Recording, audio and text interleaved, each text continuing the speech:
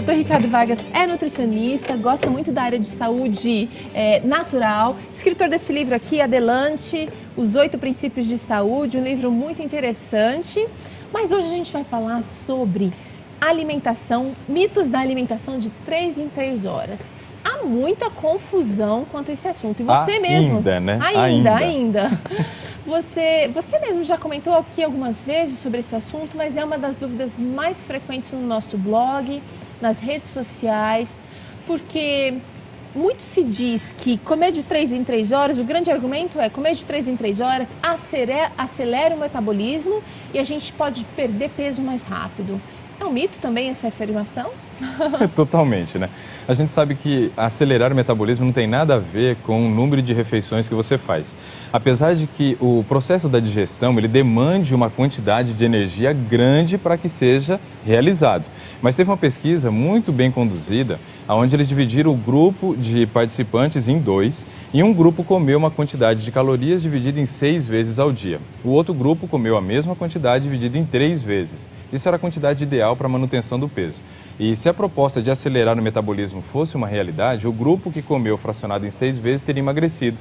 E no final, os 2 grupos não apresentaram diferença ali entre o peso, mas os pesquisadores relataram de que o grupo que comia 6 vezes apresentou um desgaste maior dos órgãos, provavelmente em virtude do número de refeições.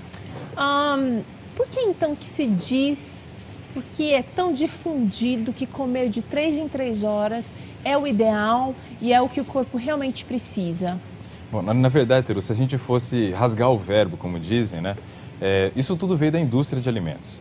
Em virtude da mudança da composição do alimento, da qualidade do alimento, gerou-se uma necessidade de comer em intervalos curtos. Se você tiver uma alimentação bem planejada, usando os alimentos integrais, muitas frutas e verduras que são fontes de fibra, não haverá necessidade de comer nos intervalos. Agora, se você continuar insistindo em comer os alimentos refinados, aí você vai sentir sim a necessidade e você vai dizer, eu não consigo, e não consegue mesmo. Não é porque você está comendo errado, mas é porque você está comendo alimentos errados, né? A quantidade às vezes é correta, a distribuição ali de calorias está correta, só que o alimento errado não é compatível com comer somente 3 vezes. Vamos falar um pouquinho então sobre os prejuízos que acontecem para a nossa saúde com a alimentação de 3 em 3 horas. O primeiro prejuízo que eu destacaria seria a questão da sobrecarga de trabalho ao pâncreas. Porque quando você mastiga o alimento, você libera saliva. E nós temos 3 glândulas salivares. Tem a sublingual, que fica bem embaixo da língua, a submandibular, nessa região aqui, e também tem a parótida, que se você colocar um traço aqui assim, ela vai ficar nessa região aqui. E a parótida é a responsável por produzir enzima para a digestão do alimento. Quando nós comemos nos horários regulares, nos momentos corretos, você tem a saliva rica em enzima. Mas em intervalos curtos, não deu tempo de você repor a saliva.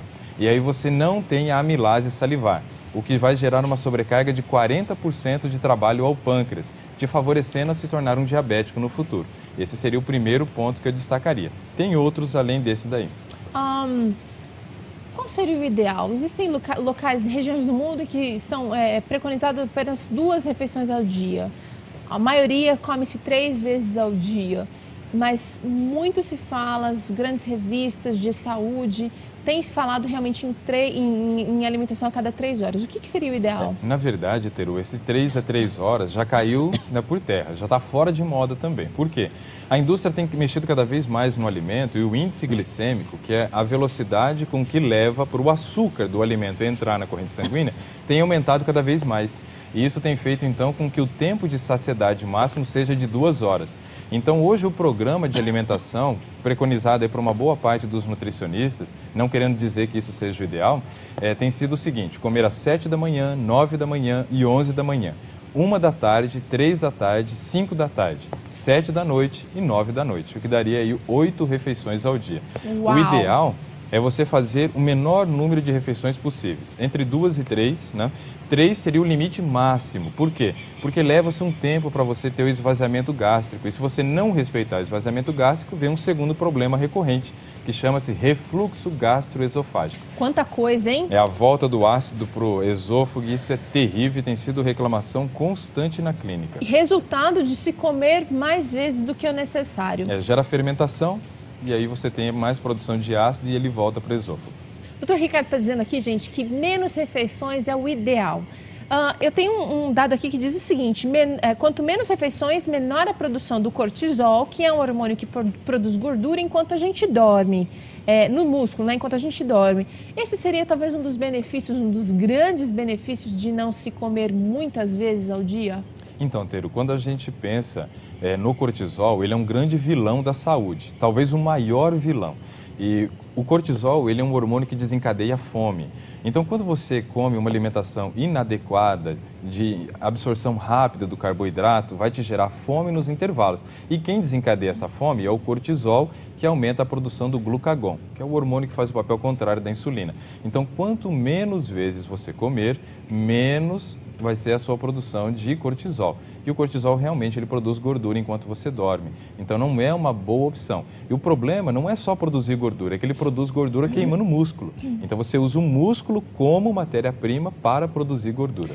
Bom, você então está desmistificando um outro mito da alimentação de 3 em 3 horas, que é o seguinte, você não deve deixar o seu organismo tanto tempo sem comer, porque daí ele entende que da próxima vez que for a refeição, você vai ter que abrir a boca bem grande para comer muito. Quer dizer, o consumo de alimentos aumentaria em quantidade. Você está dizendo exatamente o contrário. O alimentar-se mais vezes ao dia gera mais fome, é isso? Gera mais fome. Tem um trabalho que foi publicado agora, esse ano, mas ele foi já feito ano passado, na República Tcheca. E foi extremamente interessante porque eles dividiram o grupo de pessoas em 2 e os grupos eles giravam. Então, o grupo que estava comendo aquela quantidade de calorias dividido em 6 vezes, passou em algum momento comer a mesma quantidade de calorias só em 2 vezes ao dia, café da manhã e almoço. Então os grupos trocaram e os 2 grupos emagreceram mais no momento que comiam só 2 vezes ao dia. E quando você olha os resultados, é extremamente interessante você ver a questão do glucagon, porque o glucagon é o hormônio que gera fome. E no grupo que comia 6 vezes ao dia, ele aumentou em relação antes do início do trabalho. E o grupo que comia só 2 vezes diminuiu de forma absurda.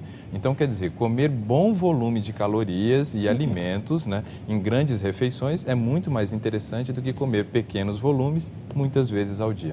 O Vida e Saúde tem falado muito sobre esse assunto aqui. Vira e mexe a gente traz esse assunto de volta porque é uma dúvida muito recorrente. A orientação seria um intervalo entre 4 ou 5 horas entre cada refeição, é isso? Para você conseguir um esvaziamento gástrico de forma adequada, seria pelo menos 4 horas. Mas assim, não adianta você dar 4 horas para fazer o intervalo de refeição e já comer na sequência. Por quê? O seu corpo não teve tempo de descanso. Então, o mínimo sugerido tem sido 5 horas. Mas se você também comer grandes volumes, combinações inadequadas, não tiver, de repente, o apoio de um profissional para te orientar nesse início de mudança, você pode ter digestões que levem de 6 até 8, 9 horas.